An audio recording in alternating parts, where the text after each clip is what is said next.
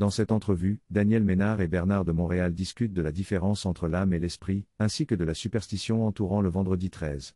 Selon Bernard de Montréal, l'âme est liée à la personnalité humaine, comprenant toutes les expériences vécues dans cette vie et dans les vies antérieures, ainsi que la mémoire consciente et subconsciente. En revanche, l'esprit représente l'intelligence pure et l'intelligence intégrale de l'humain, sans sentiment ni limite.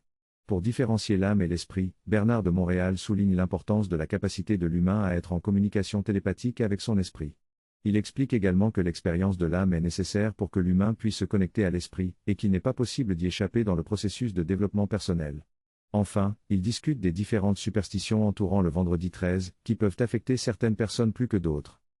Dans ce dialogue entre Daniel Ménard et Bernard de Montréal, plusieurs thèmes sont abordés, notamment celui de l'évolution de l'humain et de la planète. Bernard de Montréal affirme qu'il existe une contradiction interne dans la capacité de l'humain à sentir certaines valeurs profondes insaisissables, tout en étant capable d'en faire éclater les voiles pour retrouver la source originelle de sa puissance. Cependant, pour que l'humain puisse naître avec une conscience intégrale des plans subtils dont il parle, il faut que cette matière soit totalement libérée de la gravité, donc il faut qu'il ait accès à son corps éthérique. Il faut que l'humanité cesse de constamment se reproduire dans un corps matériel extrêmement dense, et que l'esprit soit libre de coexister avec le nucléaire de l'âme, c'est-à-dire avec la partie purement vibrante de l'âme, et cesser de coexister avec son périsprit. Le problème de l'humanité aujourd'hui est que l'esprit est incapable de substituer dans l'humain la véritable essence de son être et compenser en même temps dans l'humain avec un corps mental suffisamment développé, pour que l'humain puisse finalement se libérer du besoin d'être. Selon Bernard de Montréal, l'évolution de l'humain le mènera à ne plus avoir besoin de corps matériel pour exister. Ils abordent la question de savoir s'il existe une clé pour savoir si une expérience astrale est manipulée ou non. Bernard affirme qu'il y a plusieurs clés, dont la beauté. Selon lui, la beauté fait partie de la nature de l'esprit, mais il parle de la beauté dans un sens plus large que les simples reflets de la beauté. Il ajoute que si une personne vit le beau, travaille avec le beau, fait vibrer le beau dans son action et que son esprit correspond à cette beauté, elle se sert du beau pour élever l'humain et l'humanité, et non pour l'envoûter. En revanche, si une personne vit le beau mais n'est pas elle-même belle, sa beauté est astralisée et sert à une forme d'envoûtement psychique de l'ego ou de la civilisation. Il souligne également que la science est très avancée dans l'utilisation de la forme, la civilisation de la forme, et que la beauté est utilisée pour l'actualisation et la diffusion dans le monde de ce que nous appelons la belle pomme ou le beau matériel. Cependant, il est important de savoir où mène cette beauté et si elle correspond à l'esprit ou à la mesmérisation de l'âme ou à l'envoûtement de l'âme. Pour avoir le discernement dans sa capacité de voir où le principe de la beauté exerce dans le monde son pouvoir, il faut que l'humain ait une conscience suffisamment raffinée pour pouvoir utiliser le beau en fonction de la réalité créatrice de l'esprit.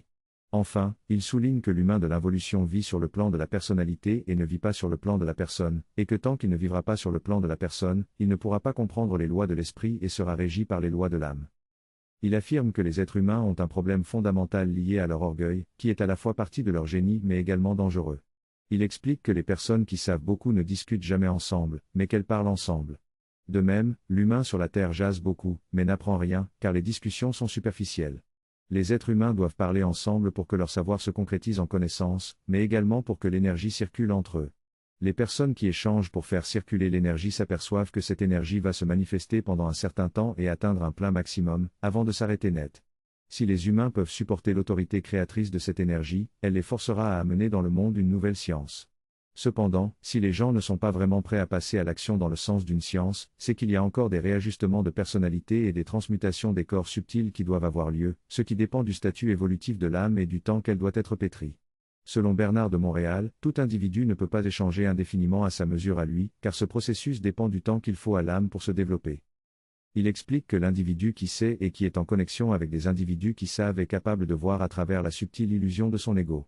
Il précise que l'humain qui sait ne doit pas nécessairement savoir tout, mais seulement ce qui est utile à son évolution ou à celle de l'humanité.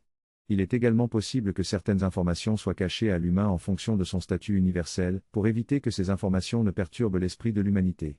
En revanche, il n'y a pas de lien entre la connaissance que l'on peut avoir et l'expérience de l'âme, mais plutôt avec le statut de l'âme. Le désir de savoir par soi-même est souvent associé à l'ego, mais que le véritable savoir découle de la fusion de l'esprit avec l'âme. Il affirme que la connaissance